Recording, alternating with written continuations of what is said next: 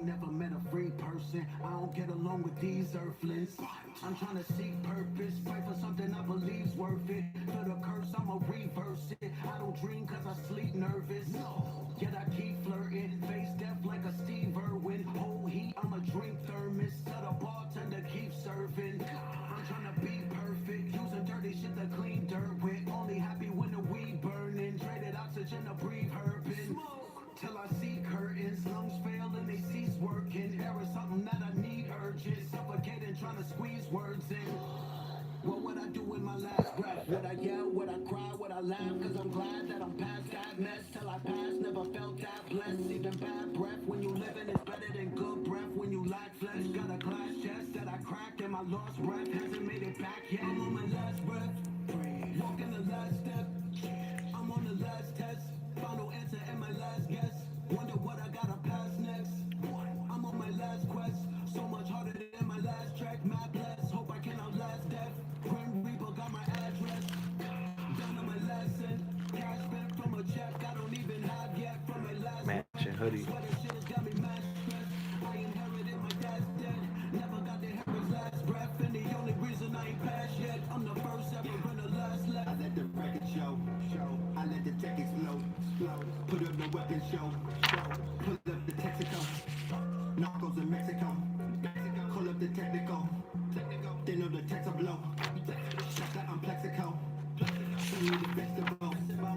Body electrical. Acid and alkaline. Body so flexible. The shooters feast like a Uber Eats. Got a group of these suited these scooter bees. Letting the Uzi Aruga speak. An American got up in Cuba eats. The powers they seek and powers the weak. They follow and creeps. Powers they be. Inherit the world from cowards and sheep. Picture the mountains, top towers and peaks. Flowers and sweets and showered our feet. The lightning and thunder, the shower to sleep. Shower the D's. This not a verse, this our receipts. What would I do with my last breath? Would I yell? Would I cry? Would I laugh? Cause I'm glad that I'm past that mess. Till I The Bucks beat the Lakers. Did the Supersonics win tonight? All right, shout to the family. Peace to you and yours. Peace to everybody. Peace to the universe. Welcome to another episode of Third Eye Thursdays.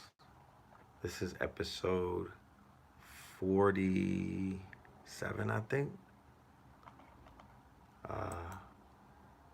Peace to the family. Peace to you and yours. Let's do this roll call. All right.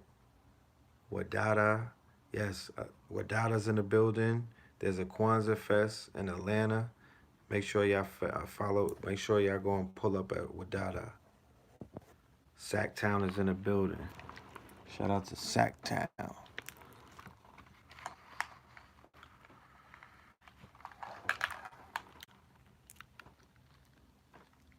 Monroe, Memphis is in the building. North Carolina's in the building. Charlotte is in the building. LA is in the building. Oklahoma's in the building. All right. Chicago's in the building. Wisconsin is in the building. Colorado, Pittsburgh, Michigan, 704, Boston. Norfolk is in the building. How you like this green, Boston? This that Celtics green. Illinois is in the building. Tampa's in the building. Indianapolis is in the building. Riverdale is in the building. St. Louis, Massachusetts, Virginia. Oakland is in the building.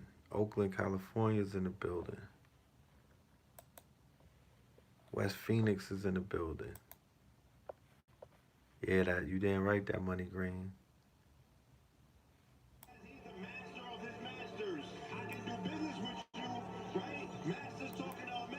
All right, we have to close the show with that tonight.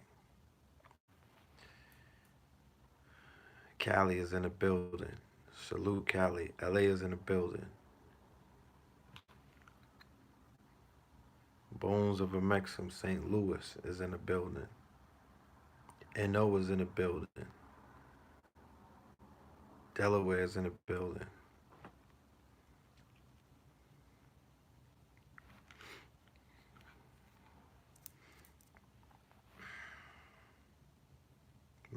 Mound City, PA. I hope that everybody that's in the building from the DMV is going to come through on Saturday to Baltimore to the lecture that I'll be doing with Wesley Muhammad entitled "The Weaponization of Hip Hop." Uh, that's right around the corner. That's on Saturday, and that is in Baltimore. All of my Baltimore, D.C., Maryland, all of the family from around, even VA.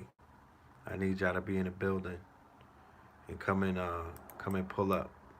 Close out the year. Yeah, Baltimore for the Moors. I need y'all to close out the year with some information. Little Rock is in the building. Alright. Little Rock is in the building.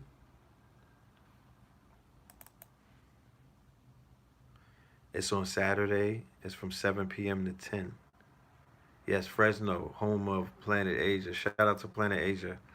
I named Planet Asia one of my, I think he was in my top 10. I had a list of the top 10 conscious artists for 2010 for the decade. I'm going to read the list in a little while. Let me just write it on a page so I could show it to the family. I'm going to encourage y'all to make your own list. But shout out to Fresno. So, okay, somebody said, see you on Saturday, Red. I see you on Saturday. This is the flyer. You might not have seen it because everybody's not following me on the gram. The weaponization of hip hop, what's next? Saturday, December 21st, 7 to 10 p.m.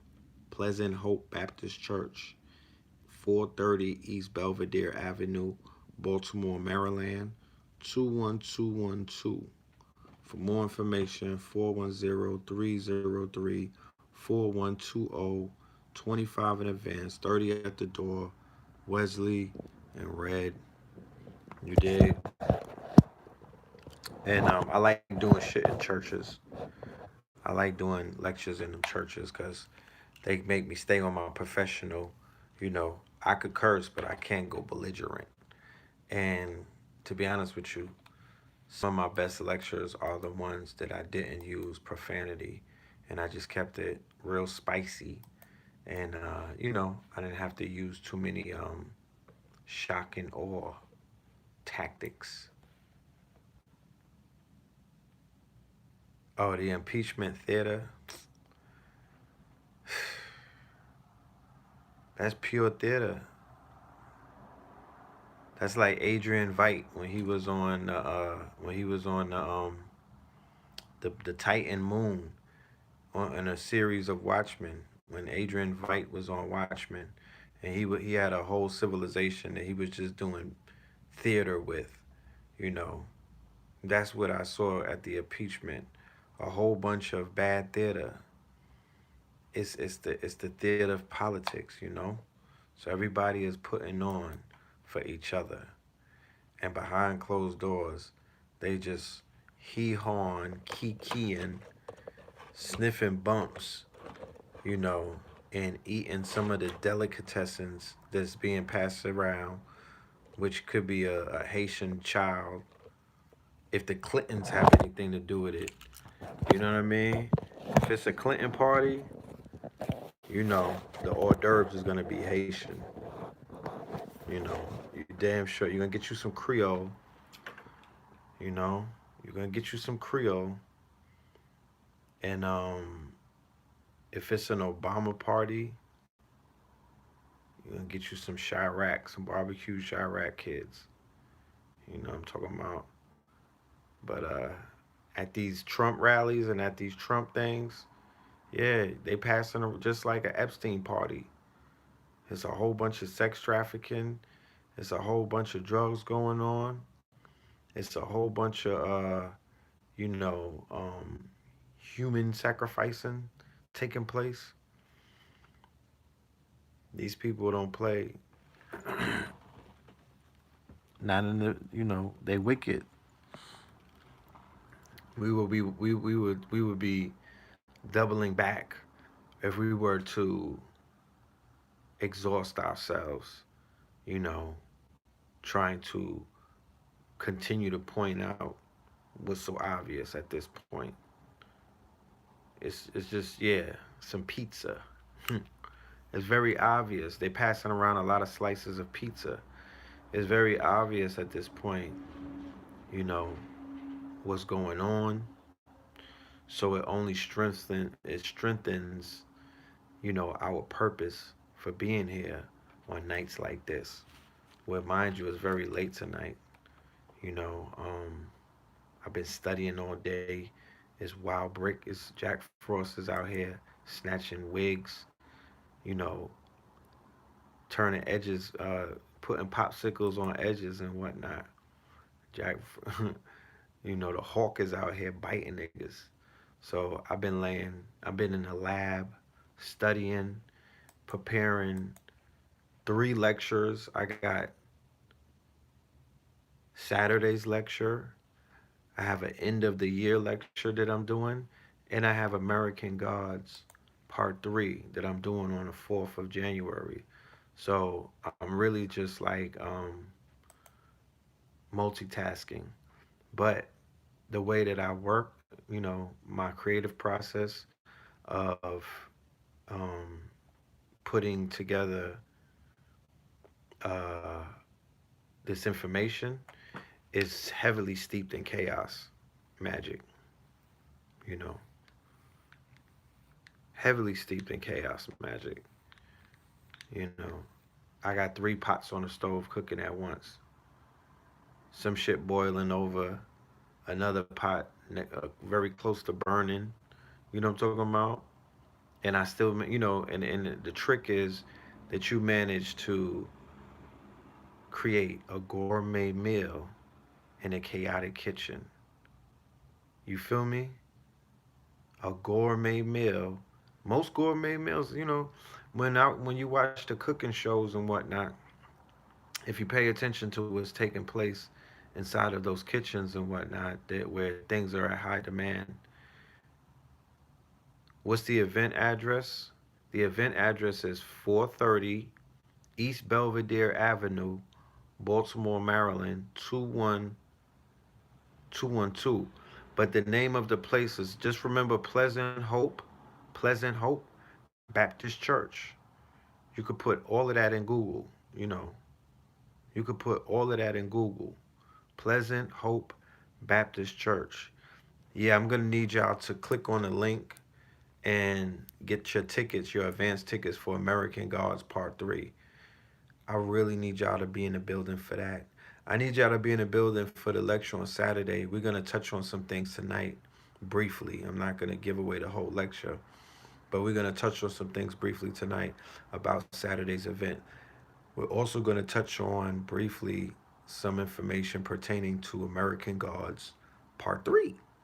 And I promise you, y'all, I need, if you want to learn about godhood and how it pertains to you, then you will want to pay attention you would want to come and get this lecture that I'm doing. You would want to plug in. You would want to be in the building. You would want to see what I am going to share and to feed you, dealing with you and us, and the fact that in the Jubilee year, right, 2019, okay, 2019, we were given some eggs, some Easter eggs, right? No pun intended. Because remember, when you're dealing with TV or media, for that matter, when you're dealing with entertainment, right, and the human mind, or the human brain for that matter, or not just the brain, the mind, because the brain is the storage facility for not just it's not even proven that the mind resides in the brain. But the subconscious mind cannot decipher between a movie and what we call real life. The subconscious mind cannot decipher between the REA world and the REE world. The real world, which is REEL, and that will be lights, camera, action. That's Hollywood. That's the comic books. That's cartoons. That's fantasy. That's fable. Facts. In the REA world, this world that we live in, that I'm here to let you know, upon further review, and if you decide that you want to go and dig deep and get into this rabbit hole, you'll begin to uncover information that's going to point to the fact that this reality, it can in so many ways be a holographic, programmable, illusion. It's not real. It's not what it's not to the level of real that science would define real. You know, when you break down the atom to its atomic space and you realize it's hollow, you know, 98%. When you realize that we can only perceive 10% of the light spectrum and shit that we see in is upside down. Like, this is not what you think it is. So these movies that are coming out are speaking to our subconsciousness.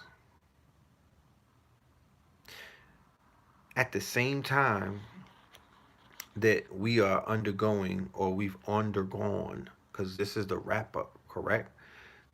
We could just sit back and wrap this whole thing up. This is the ending of a chapter. That's what we're here to do, to facilitate some of the events that speak to the great divine speaking through signs, showing us how this chapter is ending. This is, in so many words, the epilogue. And in the lectures that I'll be doing, all three of them, starting on Saturday with our brother Dr. Wesley Muhammad with the weaponization of hip hop, I will be, wrapping up and somewhat giving, my interpretation of not only this year, but what this decade has to offer. Black consciousness, black unconsciousness, black decadence, black excellence, the duality, the paradox that we all find ourselves in this very undefinable, non binary culture, or, there's nine. This is a non-definable reality that many of us find ourselves in. You can't. It's not easy to define this with words. Let's be very clear. Let's be honest about certain things. You could try to define certain.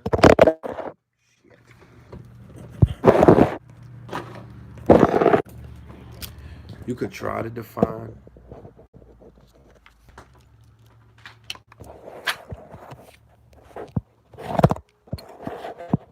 Pardon me, shit went tumbling. You could try to define this reality and what you stand for and what you don't stand for, you know, and, what's appalling to you, and the physicality of this world, how the world that you were taught, you know, and the rules that this universe is subjected to, mostly physicality. But like I said in the previous show, shit, what the fuck is physicality if you see somebody walk through a wall? What's physicality, or what's the laws of physicality, or that shit goes out the window when you see a black woman walk on a pool of water, or when you see somebody in Africa basically begin to levitate and dance in the air. That goes right out the window. You know, physicality is a theory, it's not a fact. And as we move closer into this juncture, it's not just 2020, there's an alignment taking place. You're going to see the spirit world juxtaposed into the physical world. And the world that we knew in this last epoch will be no more. We're going to enter into a whole new reality of just understanding this creation, you know?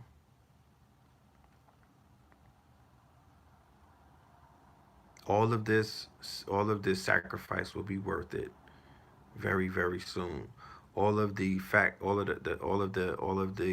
ridicule that you've received for standing on your square, for answering your calling, for being brave enough to say, look, nah, I'm not swimming with you niggas into these fish nets anymore.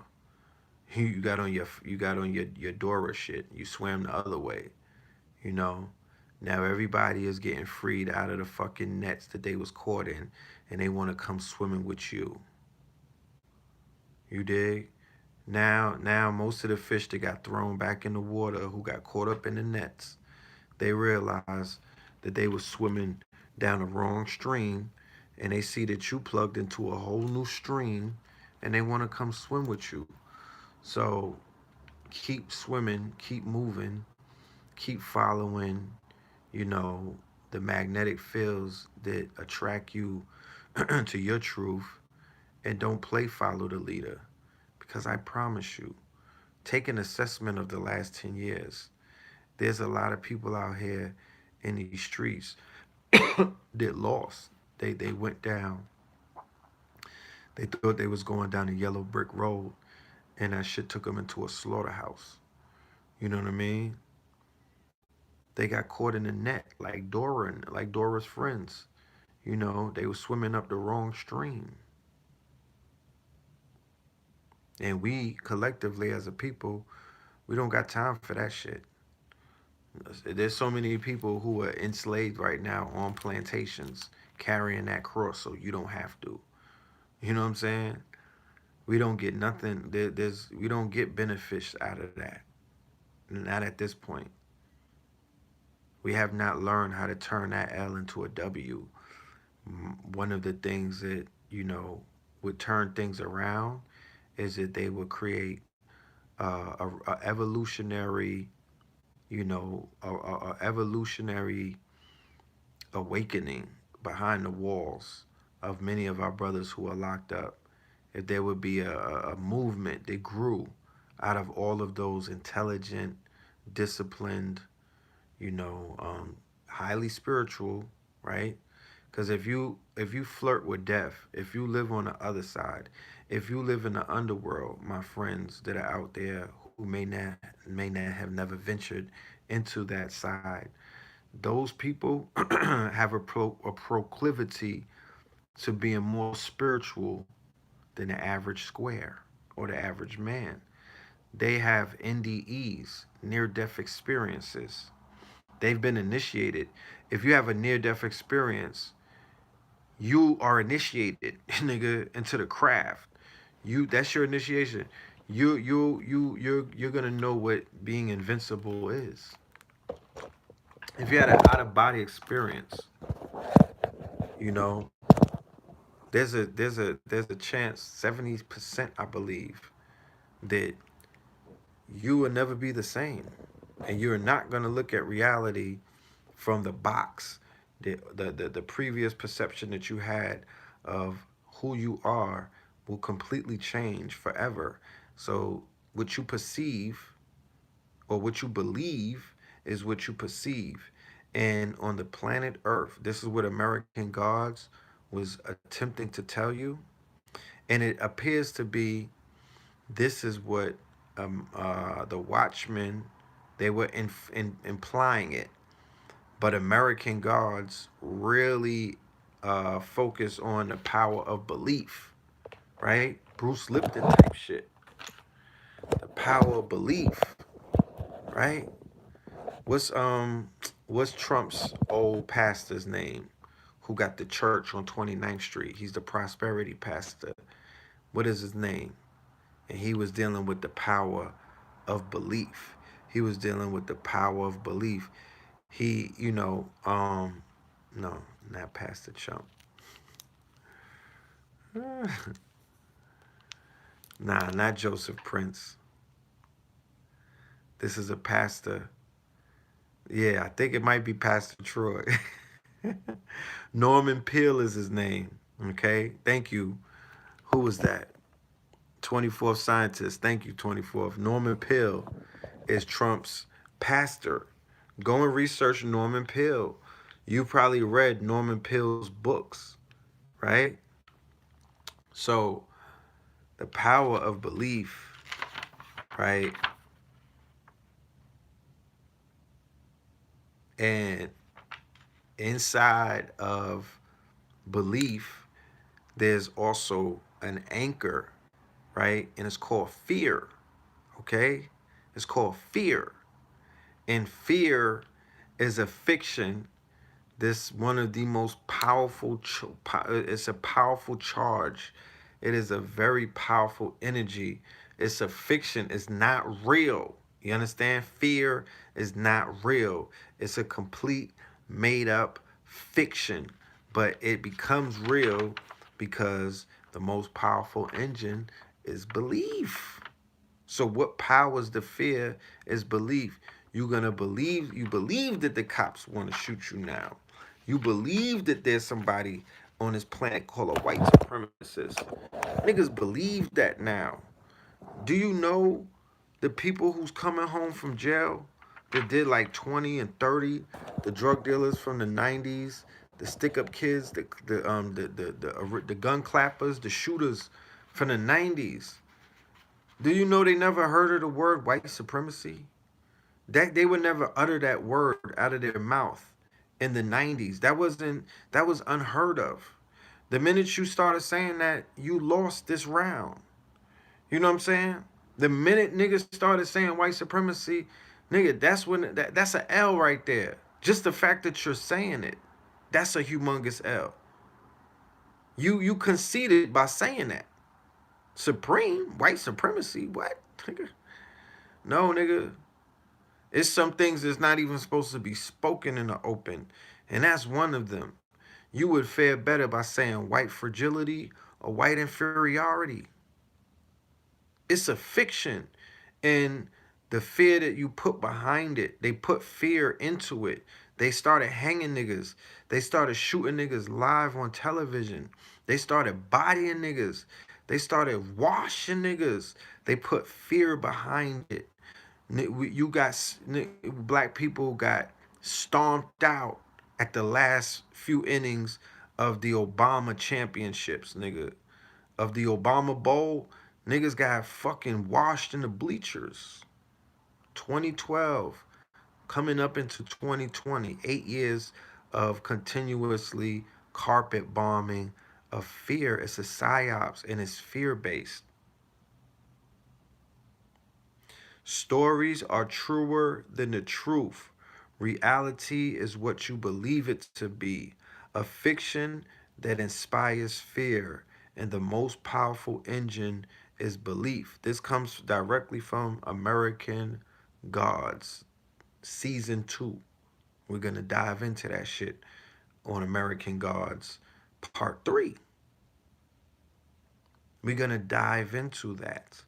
We're going to dive into Watchmen, and we're going to dive into the season of American Gods. Now, these two TV shows are instrumental, going back to what I was saying about, I don't watch a lot of TV. I'm not a TV proponent. I'm not a TV head. But, nigga, I enjoy good cinema and TV wherever it presents itself. So don't ever get it fucked up like I'm some kind of prude who's allergic to television or the cable box. You understand? I didn't see Legion yet. I'll see if I could catch that. But for the times that, for the when I catch on to something and the spirit tells me to stay with it, nigga, I'm on it. You know what I'm talking about? And most of the times I would say 8 times out of 10, I'm usually on. I'm usually right. You know, it's usually uh, a good decision. So, of course, good writing. You're not gonna hold me. Look, I rocked with Money and Violence because the writing was exceptional, right? And I could relate because the story was in Flatbush, and one of the main characters was my man. Like we grew up with the brother Rafe. You know, he used to go on meows with us. We used to go boosting together and all of that. Then they started throwing a low. They start rocking. Once you throw the Ralph on, nigga, that's body language. You know what I'm talking about? That's body language. You speaking to the, you speaking to us in a different. You know what I mean? You don't gotta say nothing. Just put the Ralph together, and we know that you one of us. You know. And I don't ever want. If anybody ever talk crazy about the Bronx, just take your Ralph off, my nigga. You know what I'm saying? Like, and turn off hip hop. But anyway, I'm off track. That the fear campaign mixed in with it was propaganda. It was propaganda based. It was heavy propaganda. I promise you, it was heavy propaganda.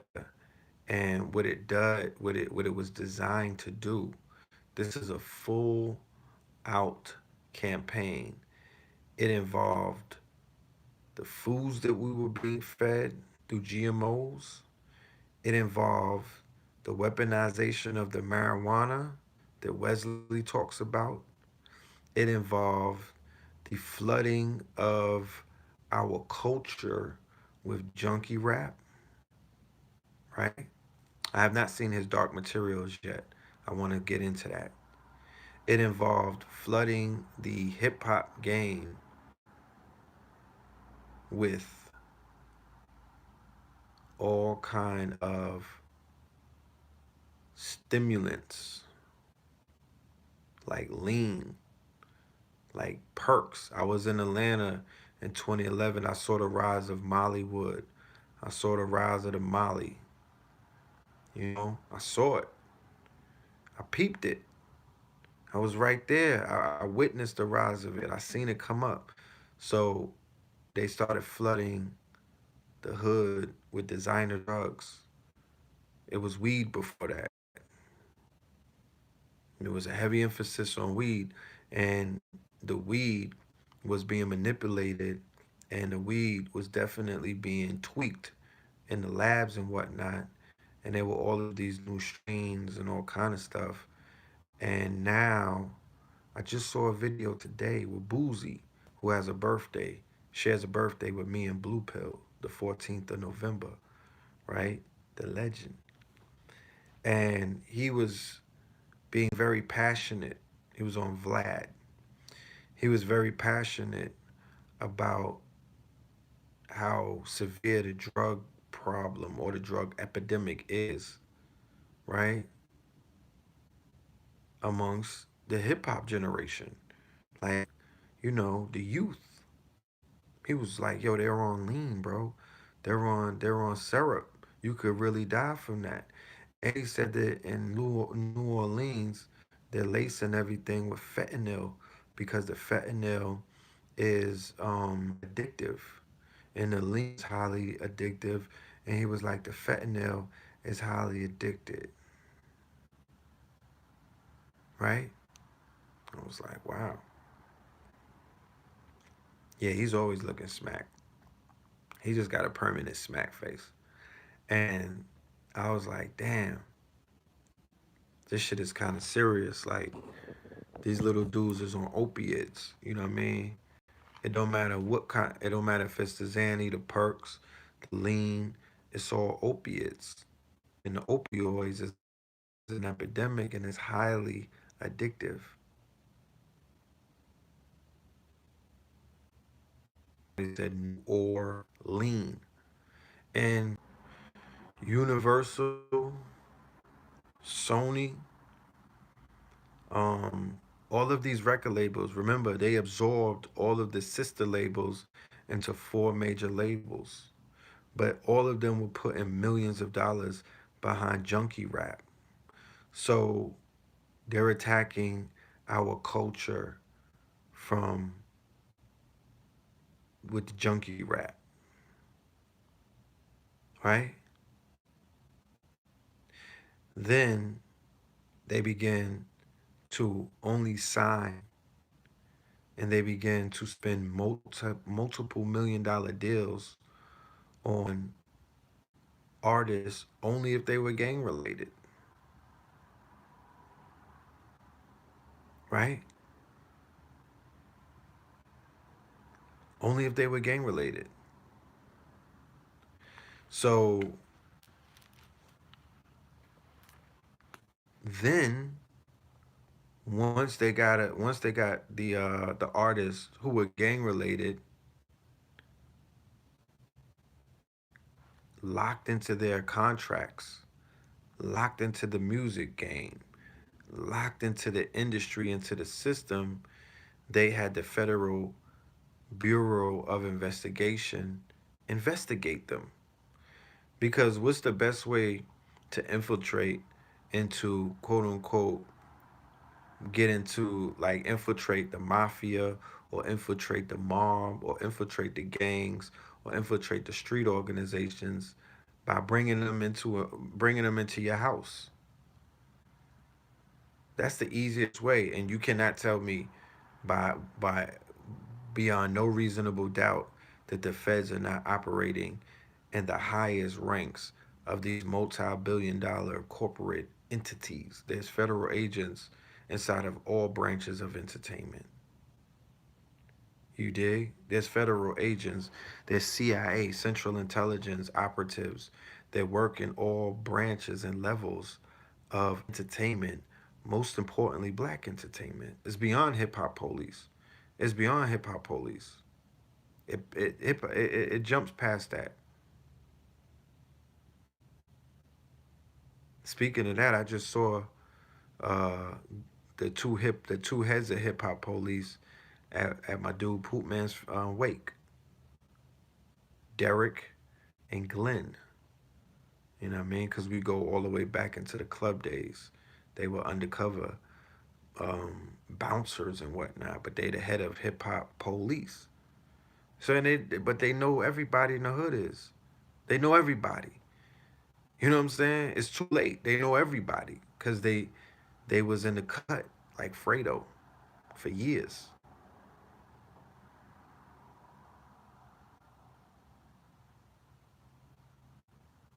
So you know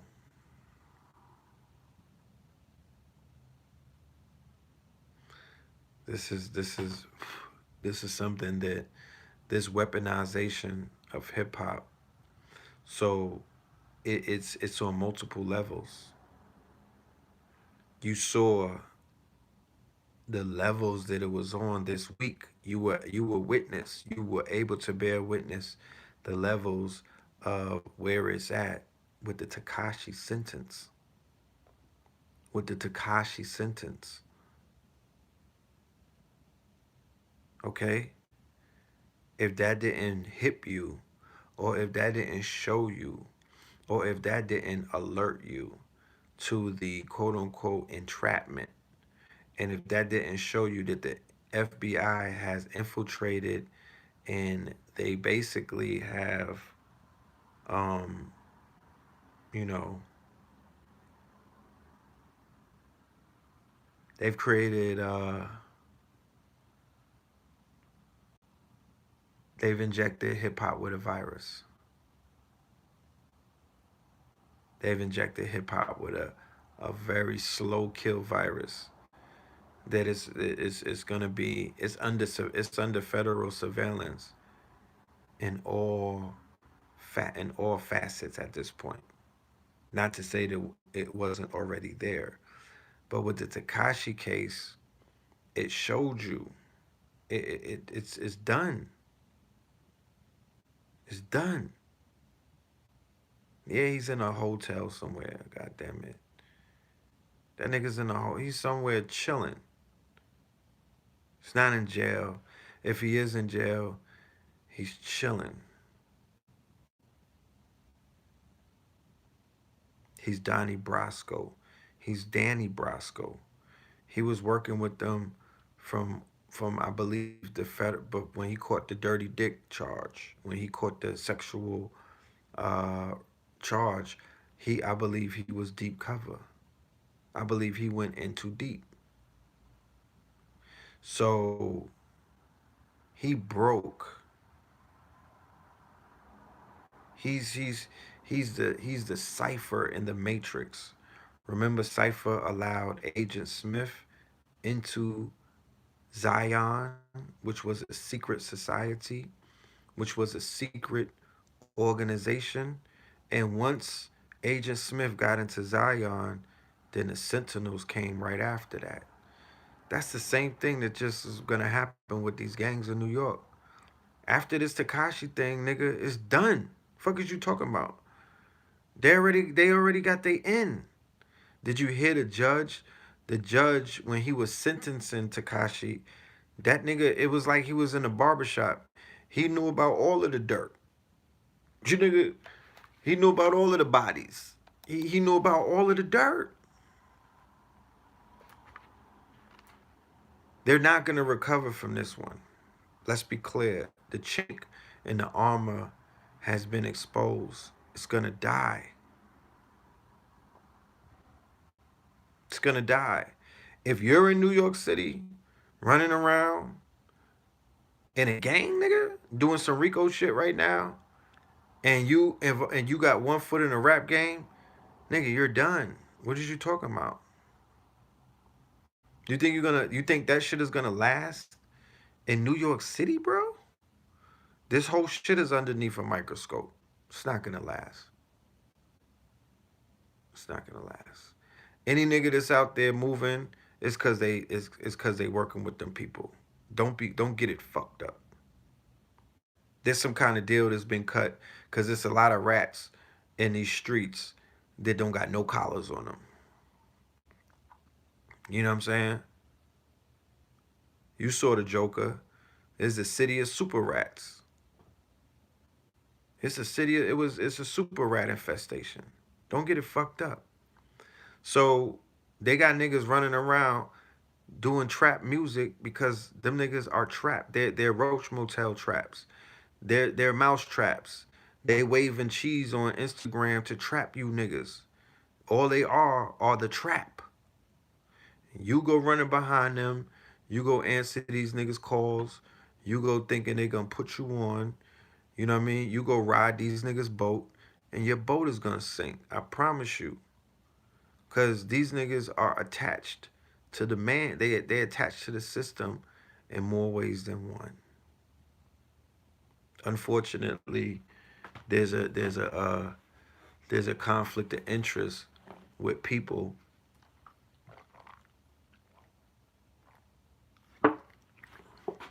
who are doing the job for them boys, who are kind of doing the dirty work for the police in the name of they just trying to feed their kids, or I'm just holding down the block. I share with you, and I'm gonna build on this further in American Gods Part 3, that I uncovered documents to show that the main streets in Brooklyn are named after slave masters. And if it's like that in Kings County or New Amsterdam or New York is what they call it now, if the main streets in Brooklyn in the Empire State is named after slave owners, nigga, then it's the and we supposed to be hiding our racism. What do you think is going on in the South? What do you think is going on in the South? They naming shit after Confederate soldiers, slave masters, owners, master masons, all of these people. So here it goes. You got black women giving birth to black gods, Dr. Manhattans in places like Brooklyn, Bed-Stuy, Brownsville, East New York, never ran, never will, Flatbush, Crown Heights. I'm talking about these are ancient places. I showed you the maps where this used to be part of the Lenape land. This was all trading. Like these main streets were basically trails, like trading trails, and Manhattan was all sacred land. It was called Turtle Island, right? It was called Turtle Island. So these are some sacred spaces. Let's just say this. Like, and that's nothing to take away. If you live near Tuscaloosa, my nigga, you near some sacred spaces. If you live in Chicago, next to that motherfucking water, my nigga, you live in some sacred spaces. Like you live on a grid, and you live in a place where gods are born. If you live in Shaker Mexham, Philadelphia, my nigga, sacred spaces. If you live in Atlanta, Atlantis, sacred spaces, land of flowers, Khalifa and all of that, nigga. Yeah, they give birth to gods in places like that. You know what I'm talking about?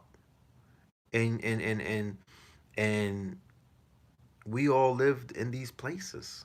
But what happens when you grow up as a god, as a goddess, as the continuant of kings and queens who walked this earth billions of years ago? Because if you're here in 2020, you didn't drop out of the sky. You're part of a continuum. That's how this thing works. Okay? You don't just you're not like in the Watchmen where he was taking fetuses out of the water and then putting them in an incubator. No, nigga, you come from a womb, but you're attached to a bloodline, and chances are you could be attached to a royal bloodline. So what I'm saying is the shit shows up 14, 15, 13 generations down the line, epigenetics and things of that nature. You don't know who the fuck you was. So many of us are born with powers, right? But imagine if you're born on a block that was named after a slave master. And here you go, you a powerful being with all of this royal blood, but the only set that you claiming, the only street that you banging is a motherfucking slave master. Now, in the world of ancestor veneration or in the world of spirituality, for everybody that's talking about they want to attain spirituality, they want to be dark like Panic and Bobby, they want to be all of these things. All right, my nigga, the initiation, the initiation to get into these sacred places, one of the initiations is ancestor veneration, my nigga. No, okay, it's the army of the dead, my nigga. It's to venerate the army of the dead. So if we live in America where they set up something called adjacent months, right? July, August, September, October, November. And in these months, they paying homage to their Orion star system and Romulus and Remus, right? The Roman gods, right? And in those Jason months, you got Columbus Day, where niggas is like paying homage to an ancestor who done murdered shit on some you know how they got that shit on Netflix, The Confessional Killer, where they let a fucking serial killer. They showed you what white privilege looks like. They had this nigga walking around with no handcuffs on. He was a fucking TV star. These crackers made that nigga a TV star, and he was lying the whole time. He was covering up all of the bodies that the white KKK police officers was out there doing, and then they needed somebody to be the fall guy, and they needed the cases to be closed.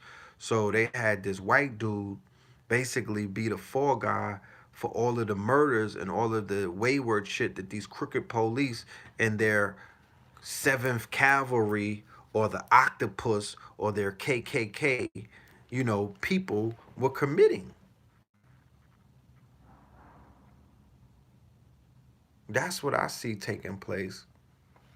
But going back to what I was initially saying, so here it is, you are putting on for Nostrand Avenue, right?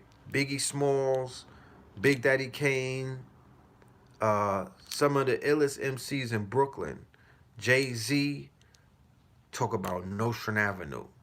They put Nostrand Avenue in their rhymes. Nostrand Avenue was a slave owner.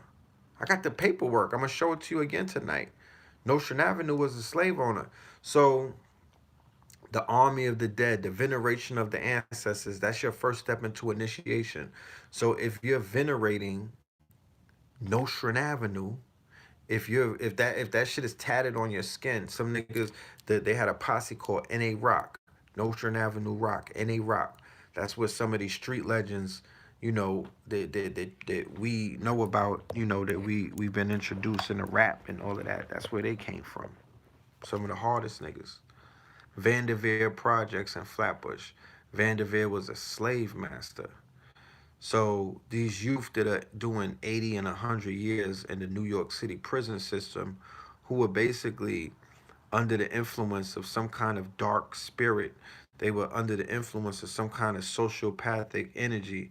They were under the influence of some kind of, wicked spirit. But they were living in projects that was buried on top of graveyards. They was in projects that had lead in the goddamn paint. They was in projects that was named after slave masters with all kind of missionary type of pedophile Catholic churches all around, circling them to basically spiritually encapsulate them in a lot of these curses. Because like I said, the veneration of the ancestors is the first step. So they have us venerating Christopher Columbus on Columbus Day. They have us venerating the Pilgrims on Thanksgiving. They have us venerating, that's the end of the Jason months in November. At the end of November, niggas is sitting down for Thanksgiving. That's how you end out the Jason ritual. And we sitting at the table collectively giving all kind of thanks and praises to genocidal maniacs. Not serial murderers, genocidal maniacs.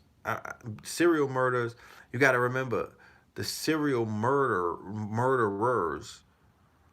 are basically the Europeans who couldn't tame themselves, whose DNA were activated from when they were in Europe committing crimes in the woods and other places, doing serial murder, having necromancy, sex with dead corpses, going into graveyards, digging up graves, having sex with putrefying corpses, sniffing mummies and shit like that, right?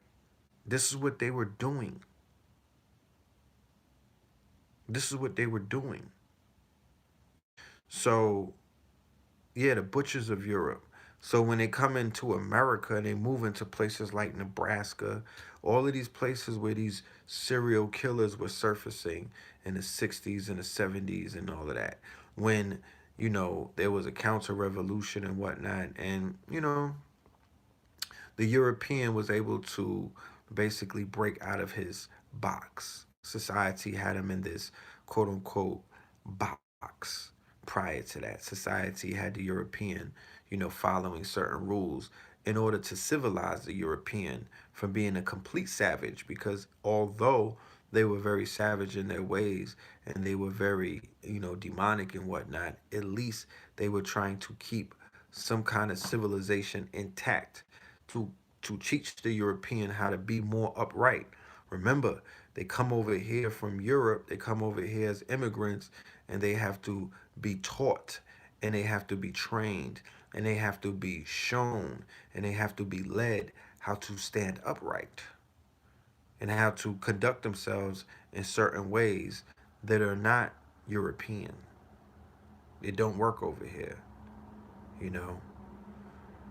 When they received all of that property as a result of the Homestead Act, they had to be shown how to till the soil. They didn't know how to do that. They didn't know how to do that, right? They didn't know how to do these things. When they went into the Wild West and whatnot, they didn't know how to till the soil. They needed assistance.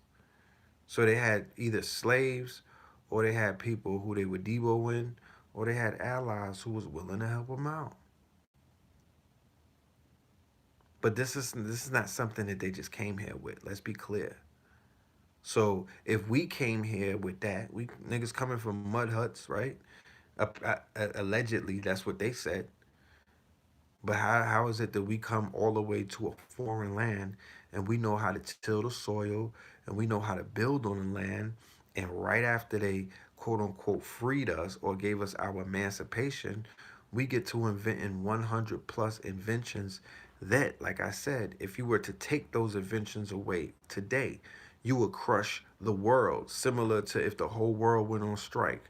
If you were to take away the inventions and everything that was invented as a result of said invention, you would plunge the modern world back into the Stone Ages. That's a fact. If anybody ever wants to measure the contributions, the intellectual contribution, the quote unquote creative contributions, the forward moving contributions that many nameless and unsung inventors and engineers and scientists and intellects were able to come up with in the 1800s, when they have you thinking and they have you believing and they have you tricked to perceive your people as being inept, slow, with the struggle, poor, wretched. They're lying to you. They're lying to you. They're being facetious. They're talking about themselves. I promise you. Okay? You're talking about geniuses across the whole border. It was the 100 monkey theory. Okay? One person will do something in the north, and then all the way in the west, one of us will start doing the same thing or pick up on it. The law of correspondence. You know, you do something in one place, your people will begin doing it in another place. We're connected by the ley lines. We're connected by the grids. We're connected. We have an ethereal connection. You know what I'm saying? This basically, it's like an ethereal umbilical cord. So when I upload my experiences into the cloud, individuals who are tapped into that same cloud, who could live on the other side of the planet, when they go to sleep or when they meditate or when they upload their experiences, they now could be they could have access to the files that I've uploaded into the clouds. That's how the computer internet works. Well, think of that on a spiritual level. Think of the internet or the computers being a mimic or a carbon copy of what we inherently do spiritually. Spiritually. That's how we work. Michael Jordan started playing a certain kind of way. He's jumping out the gym. He's dunking on niggas and whatnot. He flight time. Niggas got flight time. You know what I'm saying? Just like that. Like niggas start flying. Because if we could see one of us do it, then goddamn it, we could all do it. You know what I'm saying? That's how we work. Because we're connected. Like that. There's a connection betwixt us. Yeah, Benjamin Franklin stole ideas and patented them. The whole European race stole ideas from our people and patented them. That's how they even show up in them books. A lot of them got in them books, you know, because we couldn't get in them books. So I'm not amused. I'm not amused. And until every single story gets told, I'm not comfortable. Until every single baby in America and in Africa and in the UK and in the Caribbean, until they know our full story, which is millennia long, then I'm not comfortable. I'm not gonna fucking be comfortable with anything. There's no comfort zone. You know what I'm talking about? Somebody said never discuss your ideas around them. They always ear hustling. You'd be a fucking fool if you was to pop up and start spilling your goddamn beans around these people who just likes to feed off of our energy and our light and our intelligence and the little nuggets, the crumbs that we blow off the table. You know what I mean? Them niggas catch the crumbs and go into the lab and create gourmet.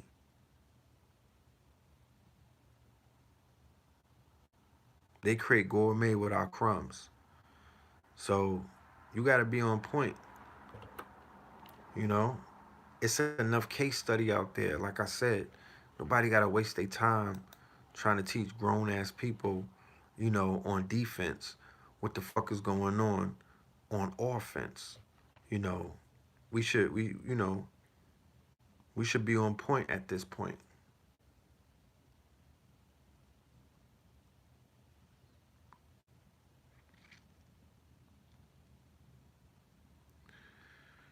So what they're doing is going back to what I was saying when we first started about this year. I want to get that thought out before I forget.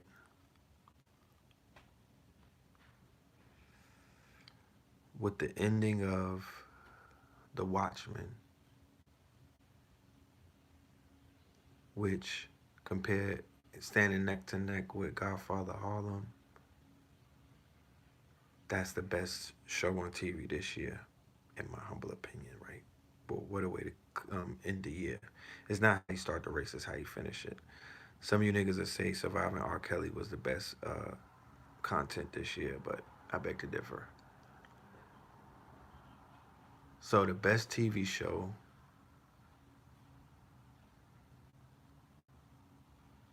on TV this year introduced us to a black god, and it ended with a black goddess.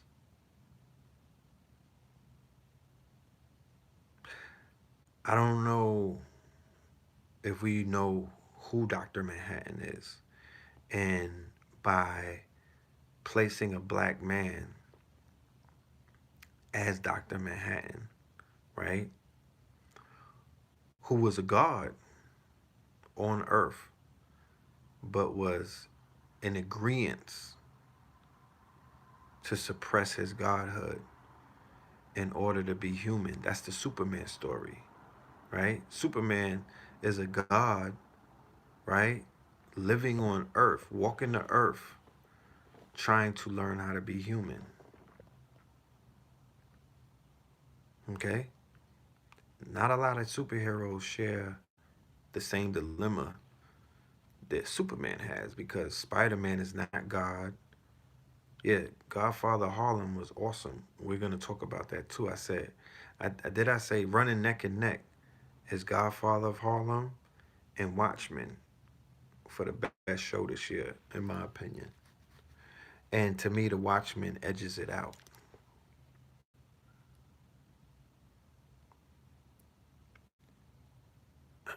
The Godfather Harlem was definitely good. I fucks with that. I'm gonna speak about the message that's going into 2020 and how effective that is, you know. But for right now, the message and the image that the Watchman was able to give is crazy. The writing on that is crazy. And I'm talking about the writing on both of those shows is crazy, but the fact that they made this black man like Dr. Manhattan is the most powerful character in the DC universe. There's nobody more powerful than Dr. Manhattan. You don't need to see her walk on the water. You notice she walked on the water. There's no reason that she wouldn't walk on the water. That's not how they write. That's not. If you paid attention to how these writers write, they everything is 100. Dr. Manhattan put himself in an egg. Energy never dies. It just transfers. He said if you eat the egg, then you got the power.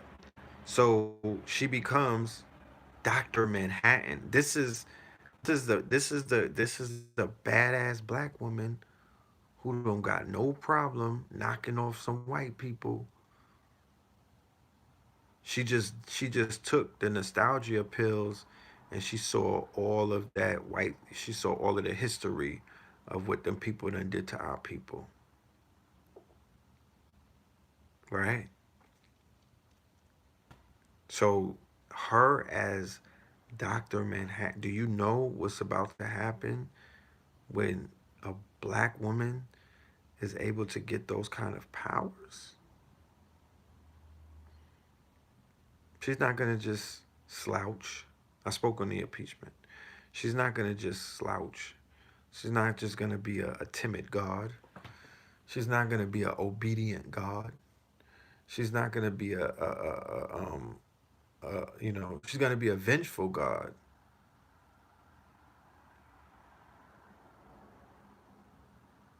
Like her grandfather told her, you can't heal by wearing a mask. You can't heal, right? So you gotta let that shit breathe. You gotta take the mask off. People who wear masks, they don't heal like that. You're hiding behind a mask.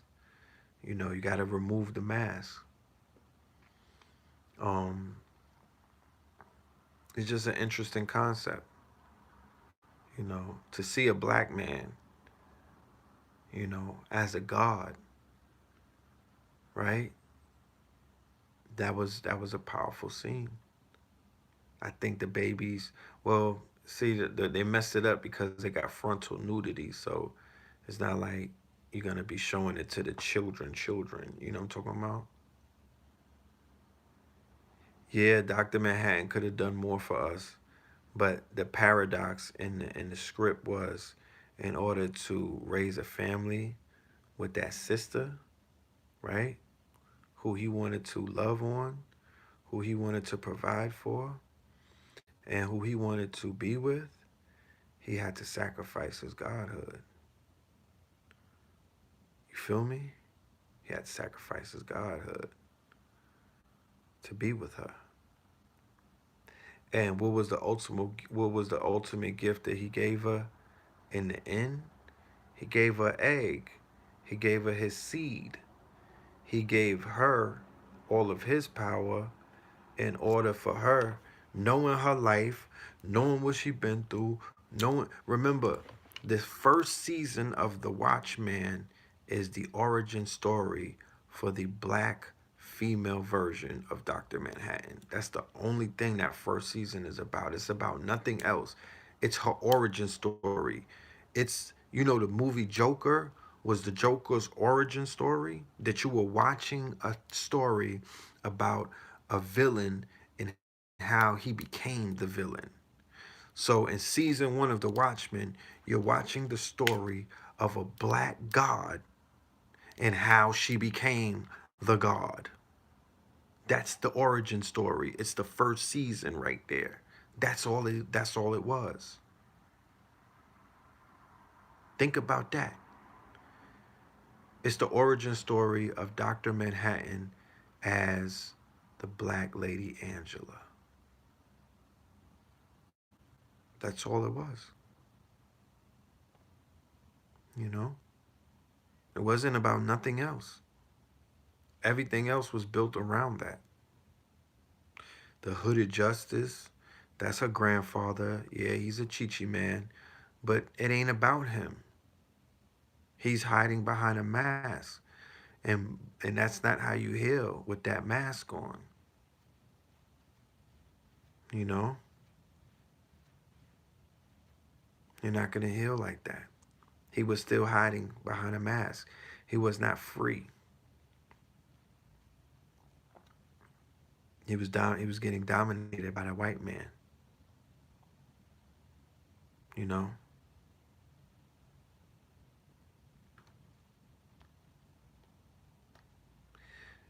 it was not about the Cyclops. They was not about Lady Trudeau. She died. It wasn't about her. It wasn't about Adrian Veidt. It wasn't about the comedian. It wasn't about nobody Silk Spectre. It wasn't about anybody but that black woman, Regina King. Salute to her. Wonderful performance. It was about how she became God on earth. And the white boy who wrote this first season, he a white boy. So he don't want to go back and write season 2. He's like, I don't know if I want to write season 2 because I don't know what I'm going to write about. That's some shit that a white person would say. And I'm not, I don't expect him to carry a whole nother season on what a black woman who's a god will be doing in Oklahoma out of all places. Hell yeah, Regina King been working since 227. Where the fuck is Calvin at? Right? Where's Calvin? You know?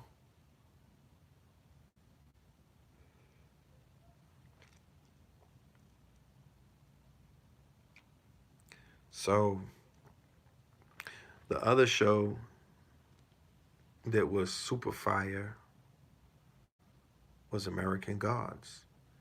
In American Gods, the central character in American Gods is a black god. Right? Here we go again. Another show that's showing you as a god. American Gods, Shadow Moon is the central main character, and he's the blackest black man that you can see. And Pooh is in that story. Belquist is in the story, who is Queen Sheba. They turned Queen Sheba into a whore who swallows men with her vagina. They say that that's the goddess of love, but she became a porn. She became a prostitute, a sex worker. You dig? She became a sex worker. And then remember the internet or Technology boy showed her the phone where women are getting money online selling that box. Where the porn shit via the internet, he showed her that and he gave her a new life. Yeah, he handed her the phone. You know what I'm talking about? Yeah, OnlyFans, my nigga, Backspace. Where that shit that was dying on the street took a whole nother life that was on the internet. The technology boy, he gave her another lease at life if she would be a trader, right? This is Queen Sheba, my nigga. This is Queen Sheba. This is what they doing to Queen Sheba. Nobody had no problem with that. And of course, you have the best character, dialogue wise, in the whole series, and that's Mr. Nancy. That's Anansi, who got written out of the third season.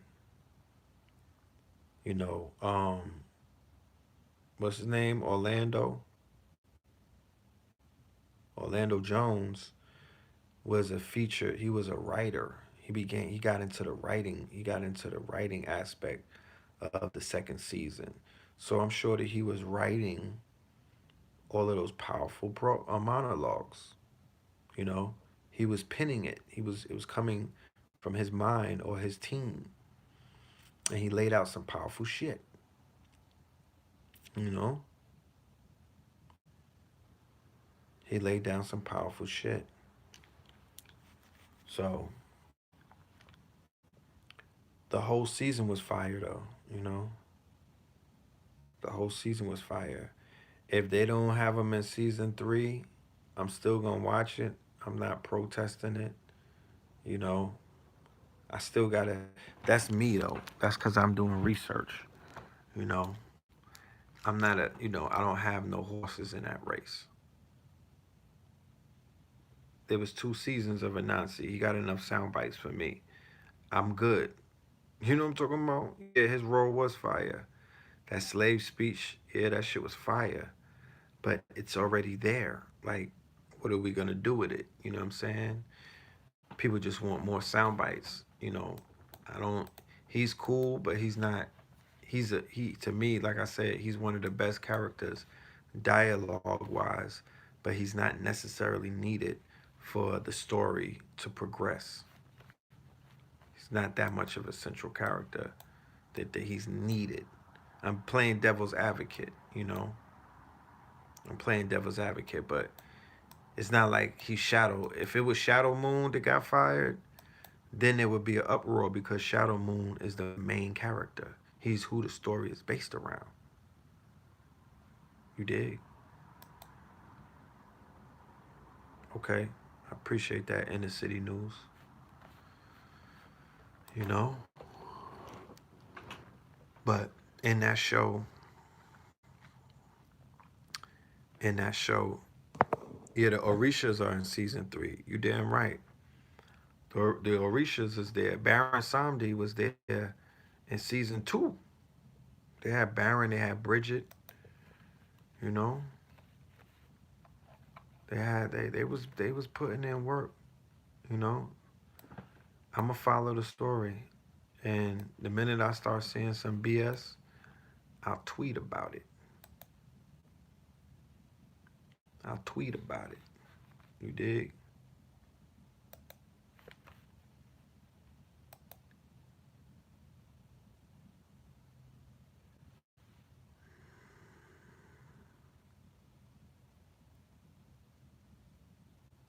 So much more to tell.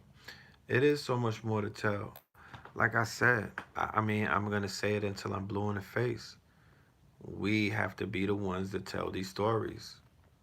These writer teams are not writing for us. I'm sorry to say it.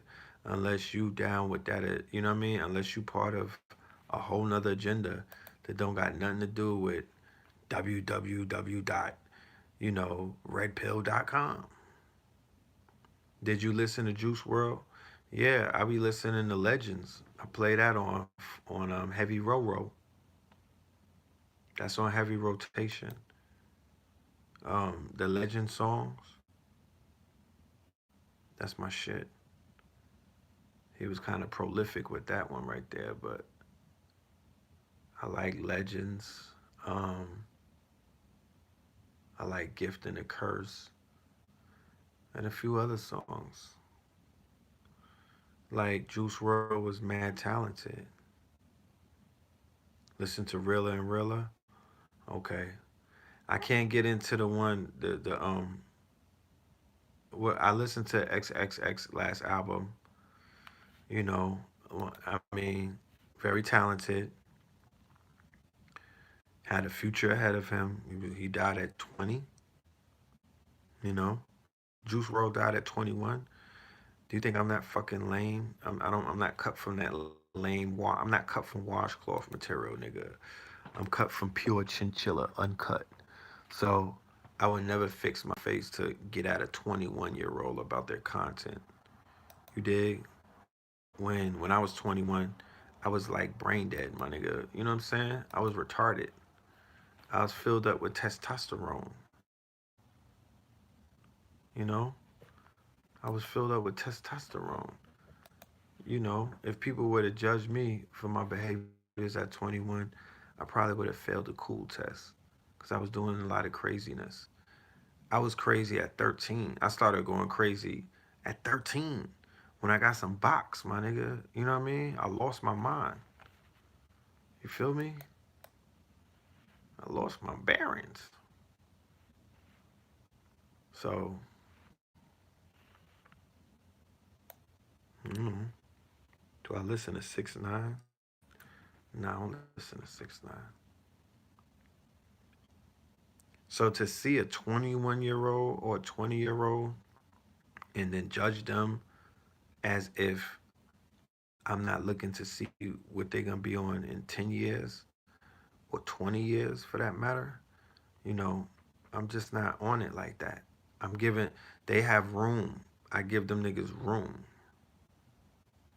Yeah, I know Juicy gets them crazy and Stone Cold Mod.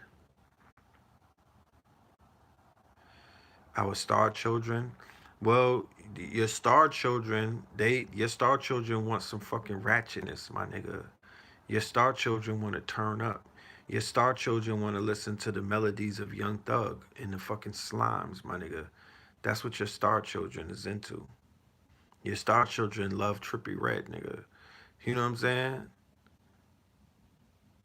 That's what the star children want to resonate to sometimes. But the star children are also into other things as well. So who the hell am I? What are we gonna do? Beat up the rappers? Like, I gotta let the star children grow with other star. The star children know who's star children and who's not. They not dumb. You know what I mean? They're more intelligent. They're more intuitive than some of the adults. They know who's, they have a level of discernment. And I think that the star children are going to help mature some of their immature brethrens in them. They're going to stand up. The star children are going to stand up. They're going to take the lead. They're going to be the ones who are going to hold the hands of the knuckle draggers and get them niggas off of their knuckles. You know? While the OGs and the old heads and whatnot, and the triple OGs, the big dogs, we gotta be responsible for making this shit do what it do. You know, we gotta build this ring of power. We gotta build this ring of power. The old heads who been through it all, we gotta organize and we gotta build this ring of power. We gotta go for the power. There's nothing else worth going for at this point. We gotta go for the power, unadulterated. You know what I mean? Like we gotta make our last stand or something. We gotta take a stand and we gotta go for the power. Point us to the power. Niggas gotta rush the gates like it's Black Friday. What's up with the Sabi movie? I don't know. That nigga Nick Cannon is out here hunting down Eminem. I have no idea what's up with Nick Cannon right now in the Sabi movie. Nigga, I'm waiting for the trailer to drop to see if I got it. If I'm in the fucking trailer, I need to see if I got some airtime. I have no idea. You know, I'm waiting for that Cannon's class call. Shit. You know.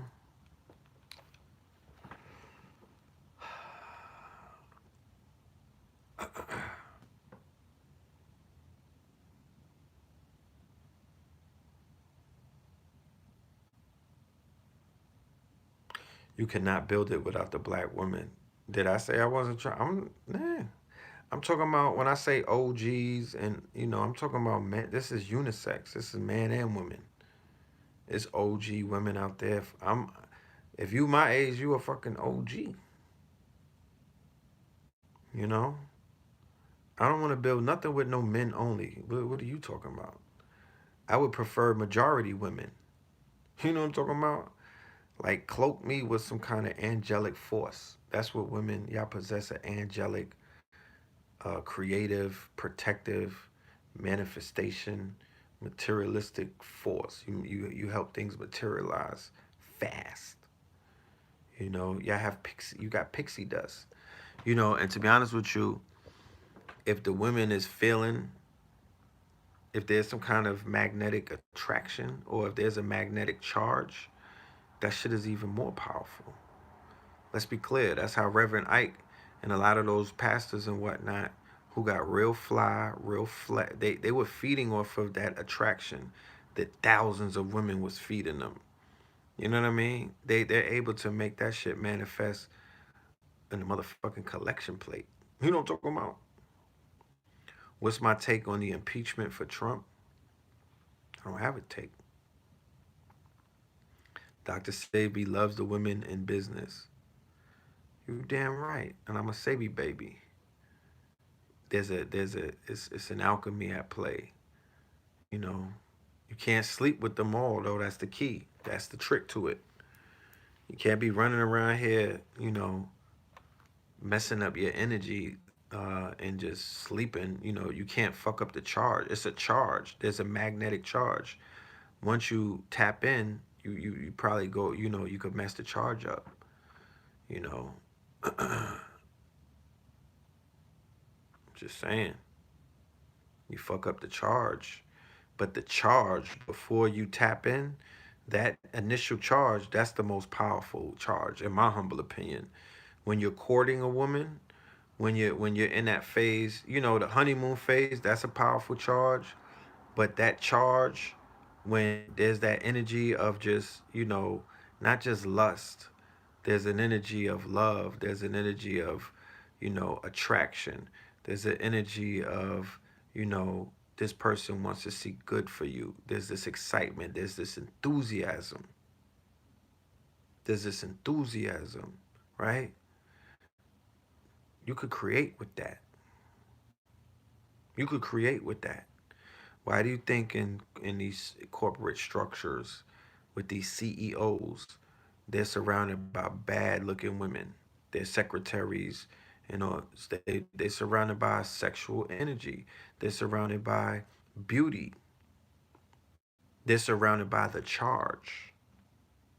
It helps them wake up early in the morning at 4:30 and work out because they want to go into the job. You want to make sure that your shit is tight. You know what I'm talking about? You want to make sure that your pecs are in order. You know, you want to feed the charge. You want to feed the charge. It's magnetic. It can attract things to you. It could attract success.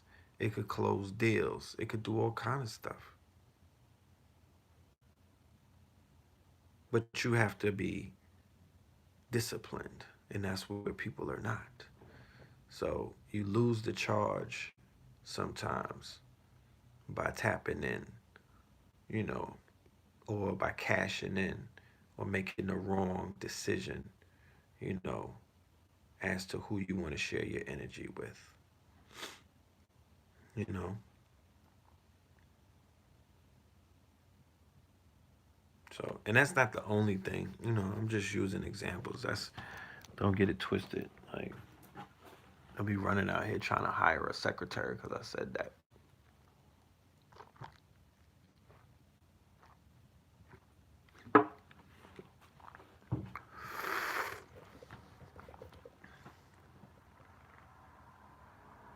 Did I see the picture of the little black boy dressed as a princess by a white woman? Yeah, I saw that. That was crazy. You know, that was crazy. That's a result of the fear. That's the residue of the fear campaigns. You know what I mean? That's the offshoot to the fear. So they have our people um, in a fear state, right? Our people are basically crippled by fear. So any kind of psychosis that you see, don't be surprised because we are steeped in fear, and as a result of that, we are not going to be in our right mind. You dig? I don't think I had one Cash App this whole time. Like, what the fuck is going on? Can you elaborate on Dr. Umar's Breakfast Club interview? And what degree? What do you want me to elaborate about that, What do you want me to say about that?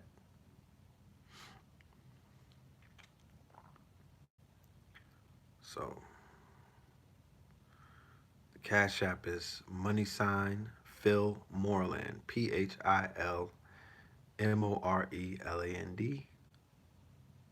I appreciate everyone for their support and their the tips that they leave after sitting at the table.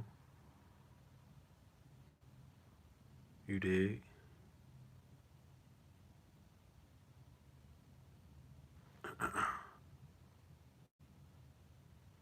The Watchmen show how to use cinema to this day to hypnotize the planet and our people. The weaponization of hip hop this Saturday. The DMV. Brother Wesley Muhammad, Brother Red Pill. All right? At the Pleasant Hope Baptist Church. All right? The Pleasant Hope Baptist Church. We're going to talk about that. We're going to talk about that. The weaponization of hip hop. Pleasant Hope Baptist Church. Right? We're going to get right into that. We're going to show the clip on the Watchmen where they talk about the mesmerizing and whatnot. And they're going to get into how, thank you everyone for sending Bernard and all of the three other ones that came before this with the Cash App. As soon as I said it, I appreciate y'all for being proactive. That's honorable, you know what I mean? I always want to know that I'm amongst honorable people, you know what I'm saying? I feel comfortable and I feel safe and I feel, I feel valued amongst honorable people, you dig?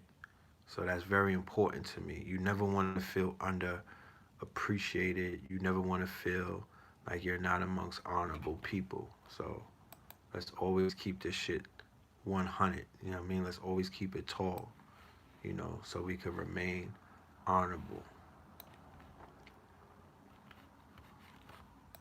So,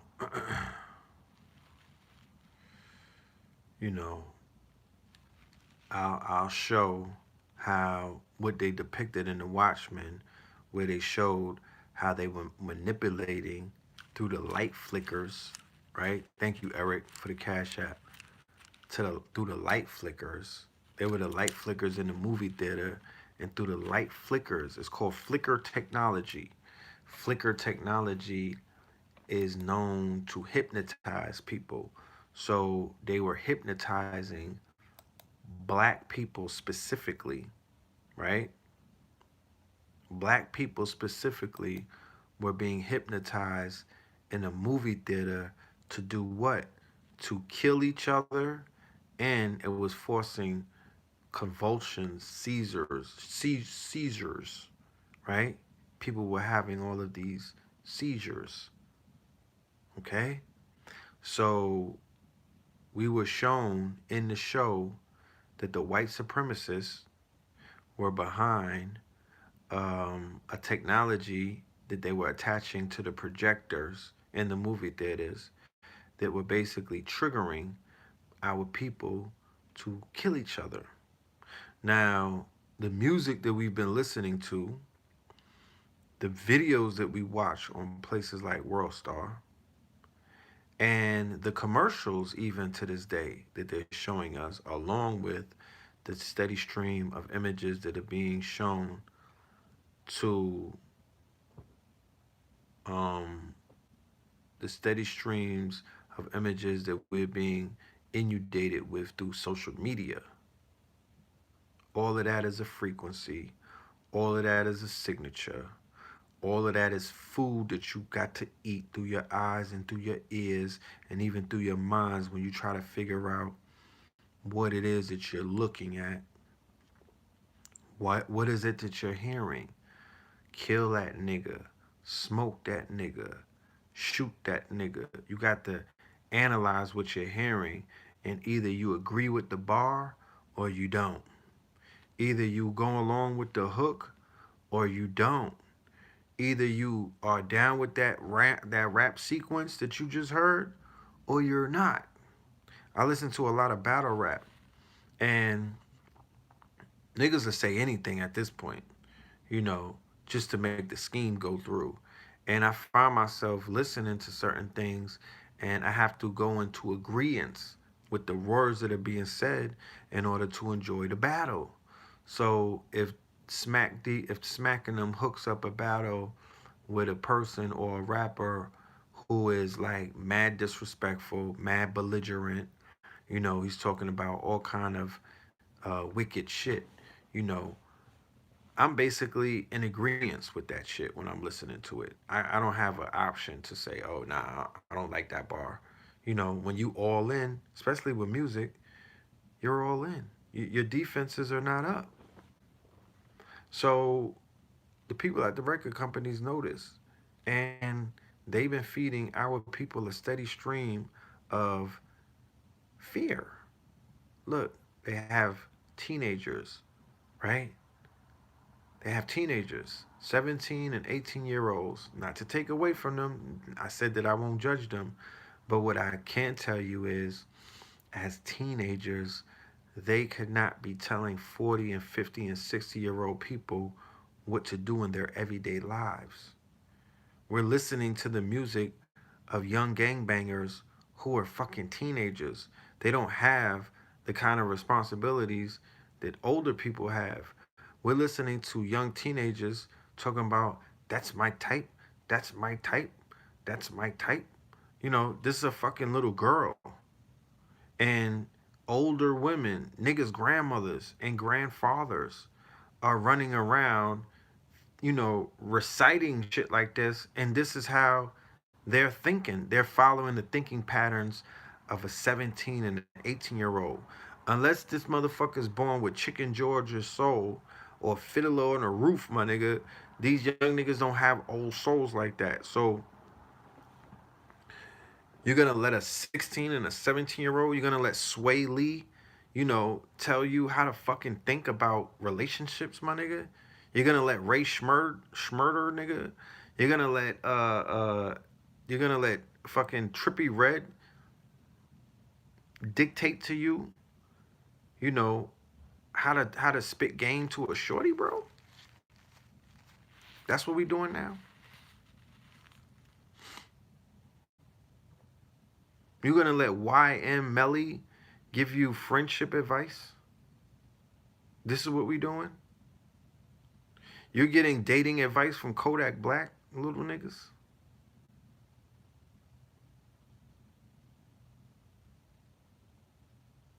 It's always been youth led.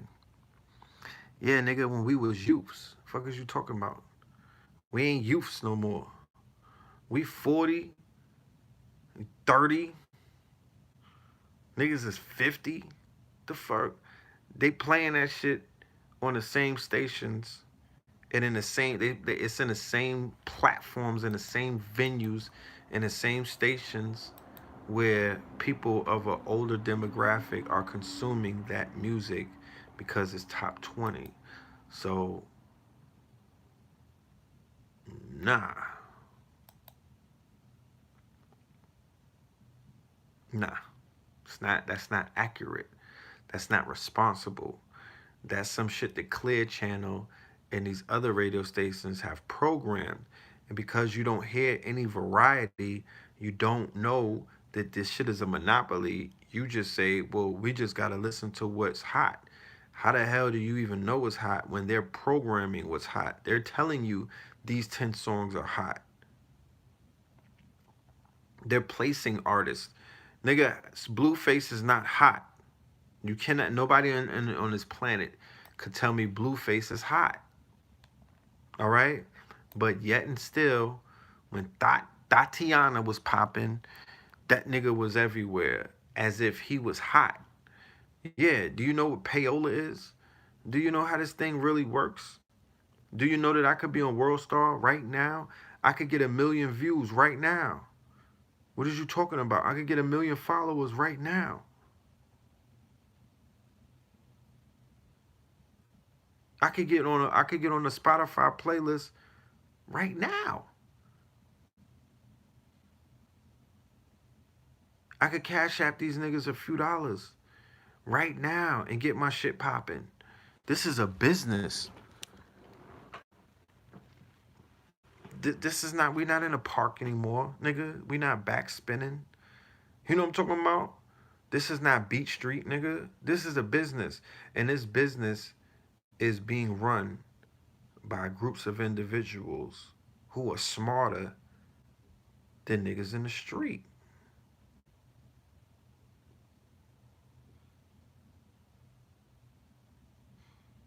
Because the niggas in the streets is always complaining about how they getting jerked. Yeah, Coach K said it takes 200K to break a nigga on a radio. They could break anybody. They could break a 40-year-old MC. They could break a 30-year-old MC. They could break one of these 16-year-olds who are actually talking about some shit that could basically move mountains and could plant real seeds and could speak to older people of the older generation who need some fucking direction. You know what I mean? Because whatever progress that they made, that shit got withered away over the past 10 years listening to niggas mumbling and whatnot. And I hate to say it like that. But you know, you are what you eat. And we're a product of the frequencies and the radio waves that are being bombarded around, that we're being bombarded with through these satellites.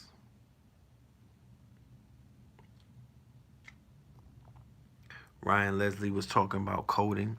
Yeah, we was talking about that in 2015. You know, a handful of people listened, but millions of people didn't. You know, millions of people didn't.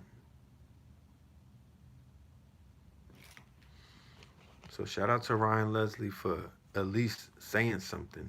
You know what I mean? At least saying something, because to be honest with you, it's not considered career suicide to say some shit to the babies that's really, you know, based in truth.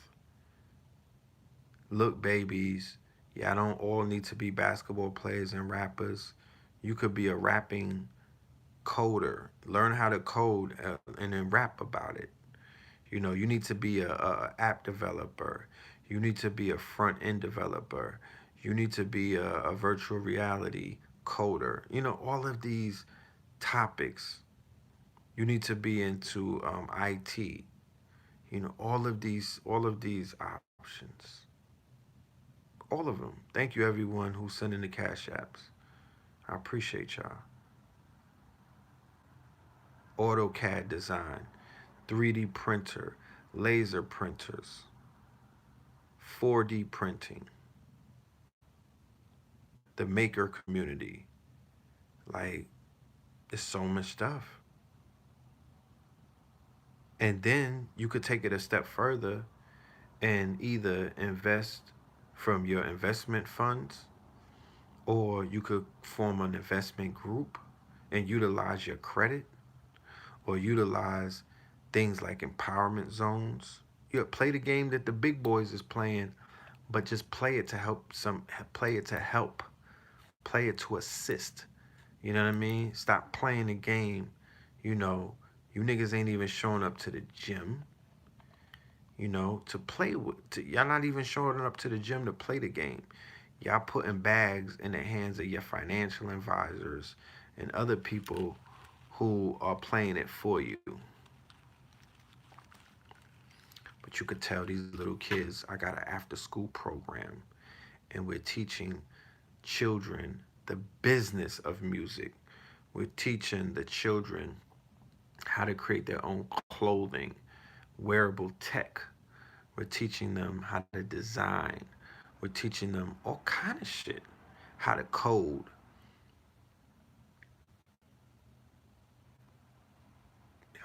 But unfortunately, you know, with all of the money that these niggas say that they have, with all of the influence that these influencers have, nobody is securing any kind of event spaces, institutions, square footage. They're not doing what they need to be doing to help these children with options, to be a part of a fucking race of an industrial revolution that is upon us. Who's really helping? the babies? Is the baby helping the babies? Since athletes and rappers, I mean, they're not stupid. They know that 80% of the black youth want to be them, right? So their egos must be hugely inflated. Their egos must be hugely inflated, walking the earth knowing that little black boys and girls want to grow up and be in a profession that you're in that only about 2% of of people that look like you have gotten chosen for. So you're the proverbial house nigga in sports. So knowing that there's 80% of these children who want to follow you and be like you and look up to you, but you know that only 2% is going to make it, why, oh, why, oh, why are you influencers and you athletes and you actors and you rappers who belong to, and you basketball players who belong to industries that are marginalized, that will not, it's not like a union, it's not enough room for the amount of people who want to be a part of it. So why not create some kind of alternatives with your branding or your name or your influence to encourage these young children who are basically moldable, they're impressionable? Why don't you say to them, yo, I want to teach you how to be entertainment lawyers. Fuck that rap shit. The real money is in entertainment lawyers. The real money is in money management. The real money is in, learning how to build up streaming platforms like a Spotify. So it's in engineering and coding and things of that nature. Let's teach you this, because in 20 years, I'll be working with you. You know what I mean? You don't got to work for me. We could work together. I'll buy into your company. If you want to make a startup, I'll become your angel investor. I'll become your lean investor. And tell these children the truth. Tell them the truth. Because y'all being real fucking dishonest. Running around sipping from the wells of the conscious teachers. Y'all drinking from the cups that the conscious teachers, y'all eating from the plates that all of these conscious teachers have prepared. But you won't tell the children that it's cool to be smart. You won't tell these fucking children that that consciousness or intelligence is the new black. You still misleading the babies. You won't tell them the name. You won't give them books to read, titles, but y'all reading them, and y'all know who the lecturers are, and y'all and you know what I mean. Like y'all know them, but the youth don't know nothing about them.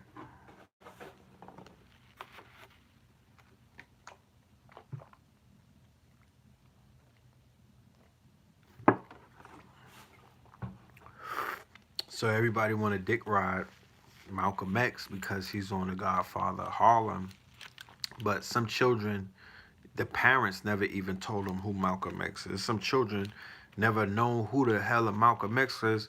And the parents could have been said to the child, this is who Malcolm X is. This is who Adam Clayton Powell is. This is who this is who Noble Drew Ali is. This is who Marcus Garvey is. They don't even know these things. They don't even know. They know Gary V, but they don't know Garvey. They have never heard of a Garvey ever. I had a Garvey thing on.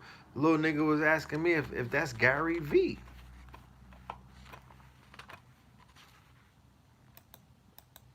I just looked at him like, little nigga, what are you talking about? Like, are you serious? So,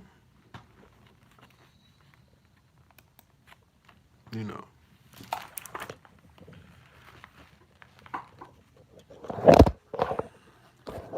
a lot more could be done.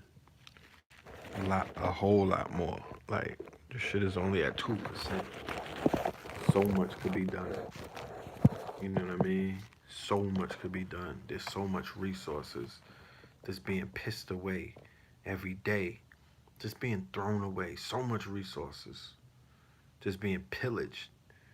You know what I mean? And it's crazy. But, you know, it's gonna do what it's gonna do, right? It's gonna do what it's gonna do.